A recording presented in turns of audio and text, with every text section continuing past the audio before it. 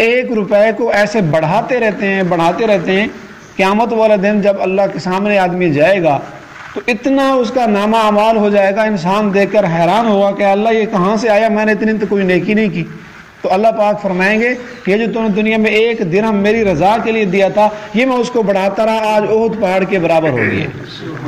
کما یربی احدکم فلوہ، حدیث میں آتا ہے اللہ تمہارے صدقے کو ایسے بڑھاتا رہتا ہے جیسے تم میں سے کوئی ایک آدمی ایک گھوڑے کے بچے کو پالتا ہے، وہ چھوٹا سا ہوتا ہے اور اس کی خدمت کرتا ہے تو اس کے اوپر اپنے اخراجات کرتا ہے تو حتیٰ کہ وہ بہت بڑا بن جاتا ہے۔ اللہ پاک ہمارے دیے ہوئے صدقے کو، خیرات کو ایسے ہی بڑھاتا رہتا ہے۔ اور صدقہ اللہ کے راستے میں مال خرچ کرنا، اس کے آخرت میں تو فوائد ہیں ہی صحیح، لیکن دنیا میں بھی اس کی بڑی برکات ہیں۔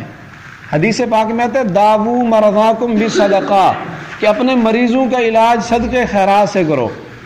ٹھیک ہے علاج کرانا بھی سنت ہے،